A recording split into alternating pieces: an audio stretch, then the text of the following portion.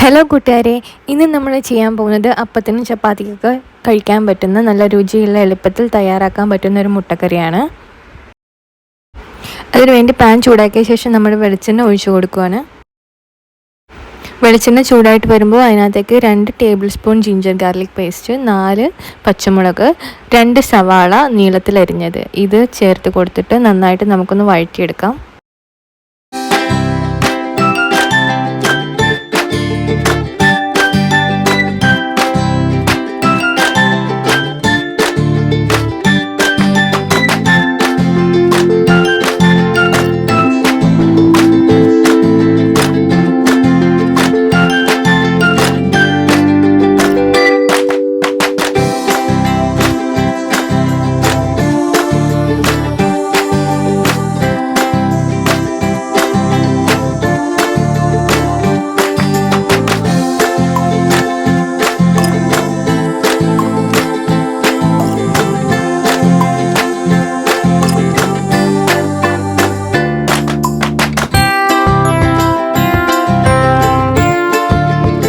സവാളയൊക്കെ വാടി വരുമ്പോൾ അരിഞ്ഞു വെച്ചിരിക്കുന്ന ഒരു തക്കാളി ഇതിനകത്തേക്ക് ചേർത്ത് കൊടുക്കുകയാണ്.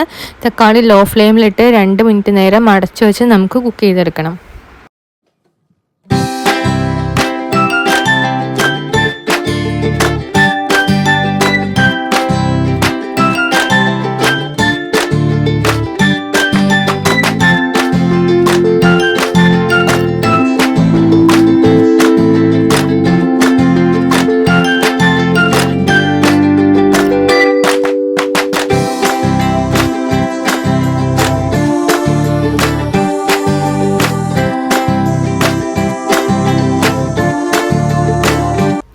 സവാളയൊക്കെ നന്നായിട്ട് വെന്തുടഞ്ഞ് വന്നിട്ടുണ്ട്.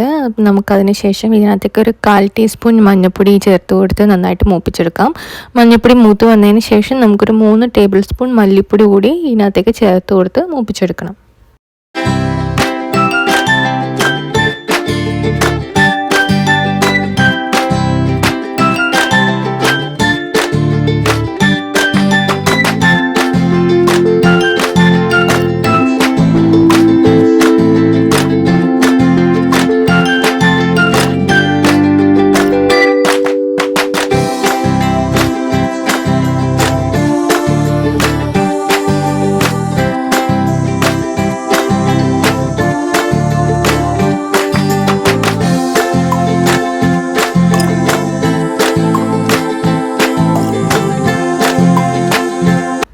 മല്ലിപ്പൊടിയൊക്കെ നന്നായിട്ട് മൂത്ത് വന്നതിന് ശേഷം നമുക്ക് ഇതിനകത്തേക്ക് ഒരു 1/2 ടീസ്പൂൺ കുരുമുളക് പൊടിയും 1/2 ടീസ്പൂൺ പെരിഞ്ജീരകം പൊടിച്ചതും കൂടെ ചേർത്ത് കൊടുത്ത് നന്നായിട്ട് മൂപ്പിച്ചെടുക്കുക.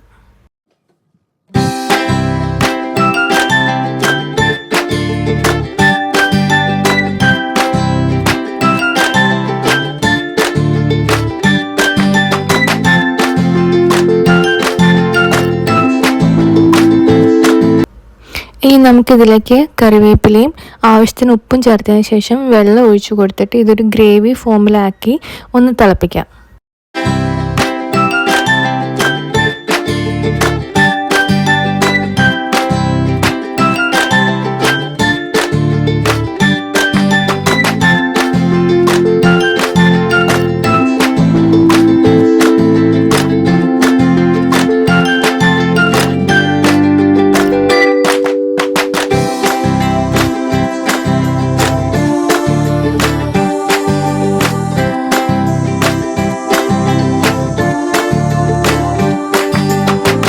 ഇത് തിളച്ച് വരുമ്പോൾ ഒരു ഫൈനൽ സ്റ്റെപ്പ് എന്നുള്ള രീതിക്ക് ഇതിനകത്തേക്ക് 1/2 ടീസ്പൂൺ ഗരം മസാലയും കൂടെ ആഡ് ചെയ്ത് കൊടുക്കുക. ഗരം മസാലയും കൂടെ ആഡ് ചെയ്തതിന് ശേഷം നമുക്ക് ഇതിനകത്തേക്ക് പുഴുങ്ങി വെച്ചിരിക്കുന്ന മുട്ട ആഡ് ചെയ്ത് കൊടുക്കാം.